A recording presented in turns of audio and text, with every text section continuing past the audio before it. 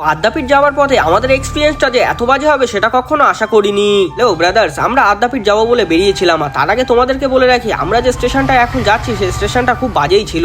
সব থেকে বড় জিনিস, এত বড় স্টেশন হওয়া সত্ত্বেও এখানে কোনো ছায়া জায়গাই ছিল না। আর এই যে জায়গাটা দেখছো তুমি, এত মানুষ এখানে জমায়েত করেছে কেন জানো? এখানে একমাত্র ছায়া আছে। তো যাই হোক, অবশেষে আমরা চলে আসলাম আদ্যাপীঠ মন্দিরের সামনে। আর তার আগে তোমাদেরকে বলে রাখি এখানে কিন্তু বাসন্তী পুজো হচ্ছিল। তোমাদের মন্দিরের ভেতরটা আগে দেখা, এটা হলো মন্দিরের ভেতর। এই দেখো ভেতরে বাসন্তী ঠাকুর দেখা যাচ্ছে। তো যাই হোক, তারপরে আমরা হাঁটতে হাঁটতে যাচ্ছিলাম মন্দিরের ভিতরের দিকে। তার আগে তোমাদেরকে বলে রাখি আমি যে জায়গাটা বসে আছি এখানকার পরিবেশটা আমার খুব সুন্দরই লাগছিল, কারণ পরিবেশটা খুব শান্ত ছিল। আর তার আগে তোমাদেরকে বলে রাখি এই যে জায়গাটা দেখছো এখানে কিন্তু প্রসাদ বিতরণ হচ্ছিল, মানে ভোগ বিতরণ যাকে বলা হয়। তো যাই হোক, তারপরে আমার চোখে পড়লো এই জায়গাটা, আর এই জায়গাটায় যে শিবলিংটা আছে তুমি দেখো কত সুন্দরই লাগছিল।